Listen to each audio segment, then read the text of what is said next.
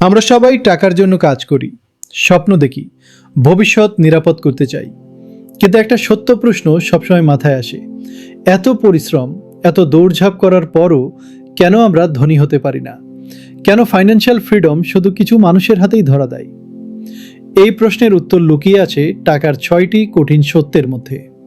সত্য যা কেউ আমাদের শেখায় না, সত্য যা হয়তো শুনতে কষ্ট হবে, কিন্তু মানলে জীবন বদলে যাবে। প্রথম সত্য হলো, কেউ আপনাকে টাকা সম্পর্কে শেখাবে না, আপনাকেই শিখতে হবে। স্কুলে অনেক কিছু শেখানো হয়, কিন্তু সবচেয়ে দরকারি জিনিস টাকার ভাষা শেখানো হয় না। কারণ সিস্টেম চায় আপনি পরিশ্রমী হন, কিন্তু আর্থিকভাবে বুদ্ধিমান না হন। আপনি যেন চাকরি করেন, ট্যাক্স দেন, নিয়ম মেনে চলেন, কিন্তু ধনী হন সেটা নয়। আমরা ভাবি বেশি টাকা উপার্জন করলেই সব ঠিক হয়ে যাবে, কিন্তু সত্য হলো টাকা শুধু উপার্জনের বিষয় নয়। টাকা হলো একটি ভাষা।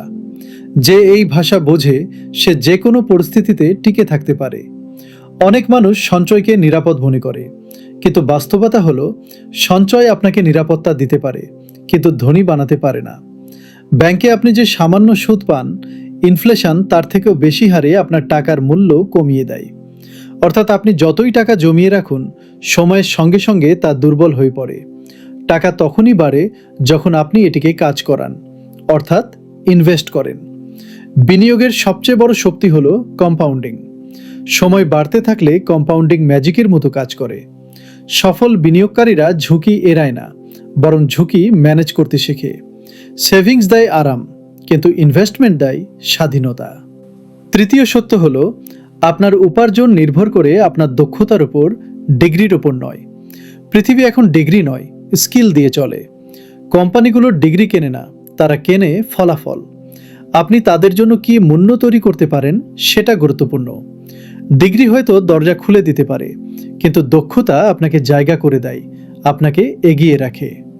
প্রতিবার আপনি একটি নতুন দক্ষতা শিখলে আপনার নিজের মূল্য বাড়ে, আর বাড়ে আপনার উপার্জনের সুযোগ। টাকা সবসময় সেই জায়গাতেই যায় যেখানে মূল্য আছে, আর মূল্য আসে স্কিল থেকে। যে ব্যক্তি শেখা বন্ধ করে দেয় তার বৃদ্ধিও থেমে যায়। চতুর্থ সত্য হলো, আর্থিক স্বাধীনতার জন্য ত্যাগ দরকার। আর্থিক স্বাধীনতা কোনো সহজ জিনিস না। এটি শুধুই টাকা জমানোর বিষয় নয়, এটি ত্যাগের বিষয়। হয়তো আপনাকে আপনার ঘুম, সময়, আরাম, পার্টি, বিনোদন এসব ছেড়ে দিতে হবে। বেশিরভাগ মানুষ সাময়িক আরাম বেছে নেয়, কিন্তু যারা সত্যিকার অর্থে সফল হয় তারা টেম্পোরারি কমফর্ট ত্যাগ করে পার্মানেন্ট স্বাধীনতার জন্য পথ তৈরি করে।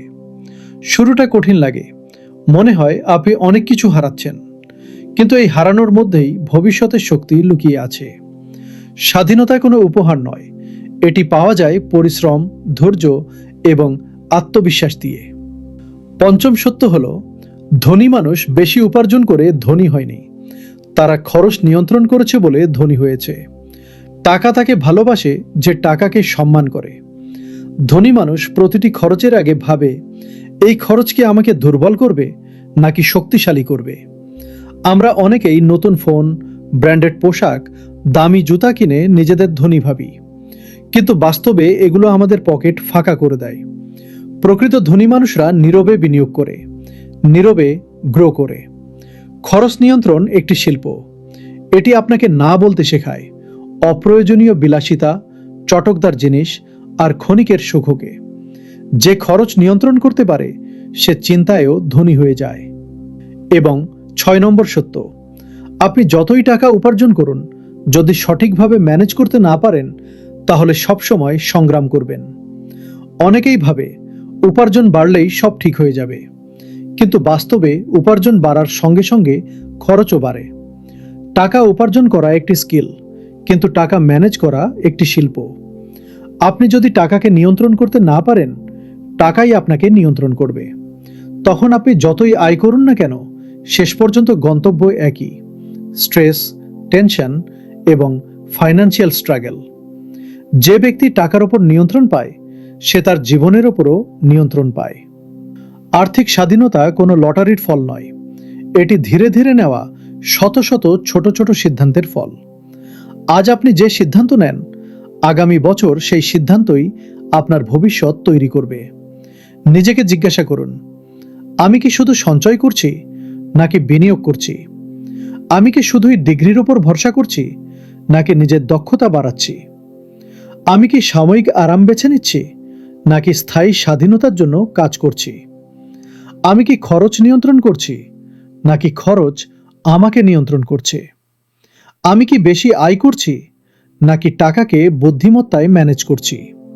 মনে রাখবেন, জীবন বদলে যায় না বড় কোনো কাজ দিয়ে, জীবন বদলে যায় প্রতিদিনের ছোট ছোট সিদ্ধান্ত দিয়ে। যেদিন আপনি অর্থকে বোঝার সিদ্ধান্ত নেন, সেদিন থেকেই ফাইন্যান্সিয়াল ফ্রিডমের যাত্রা শুরু হয়। নিজেকে বিশ্বাস করুন, শিখতে থাকুন, বিনিয়োগ করুন আর নিজের আর্থিক ভবিষ্যতের নিয়ন্ত্রণ নিজের হাতে নিন।